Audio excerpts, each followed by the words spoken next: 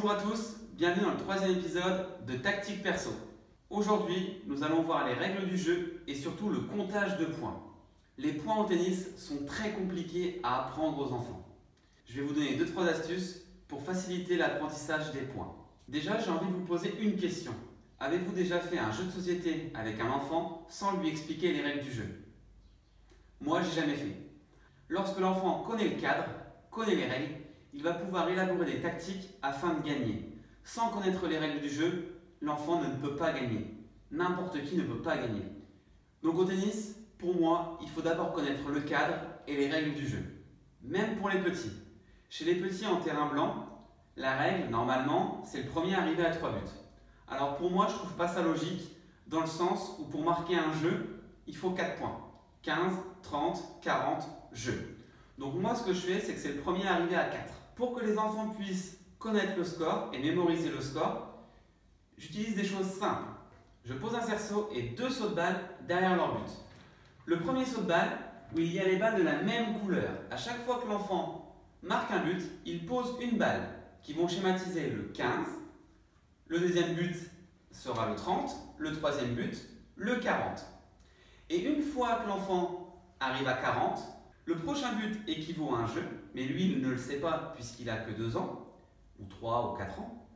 Il va remplacer ces 3 balles par une autre balle un peu plus grosse, rouge. Une fois qu'il a posé sa balle rouge, le match est terminé et il serre la main à son adversaire. Essayez au maximum d'avoir les mêmes couleurs par terrain, c'est-à-dire des plots rouges par exemple pour les buts de chaque côté et des cerceaux rouges pour ce terrain-là. Sur le deuxième terrain, des plots jaunes avec des cerceaux jaunes derrière les buts. Déjà pour vous, c'est plus facile. En tant qu'enseignant, vous dites à l'enfant, va sur le terrain jaune, tout de suite, il se place correctement sur le terrain jaune. Deuxièmement, pour l'enfant, c'est plus facile. Il sait qu'il est sur le terrain jaune, il doit marquer dans le but jaune. Lorsque l'enfant est un peu plus grand et qu'il maîtrise le rebond, on peut également lui apprendre les points avec le même système de jeu, c'est-à-dire qu'on lui met derrière son terrain assez loin pour que ce soit sécurisé, un cerceau et 2 sauts de balle. Par contre, sur les balles de la même couleur pour schématiser le 15, 30, 40, les points, vous indiquez au feutre dessus 15, 30 et 40.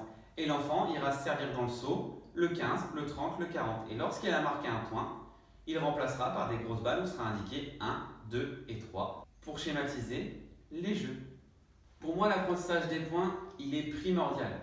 Si on a un enfant qui joue au foot, quel va être son objectif? Il va répondre « Moi, je veux marquer un but ».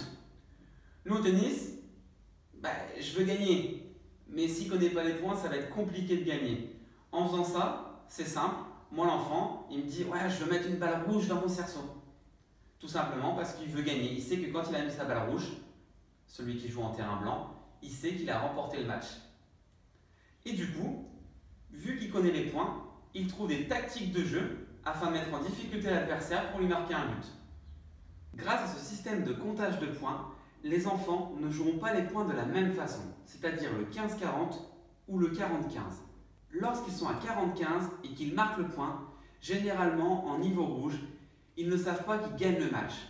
Alors que là, ils vont mémoriser les points plus facilement et ils vont savoir qu'à 40-15, s'il met le prochain point, il va gagner le match ou le jeu. Le troisième épisode de Tactique Perso est terminé. J'espère que mes astuces vous ont plu. N'hésitez pas à commenter la vidéo. On se revoit très vite. À bientôt.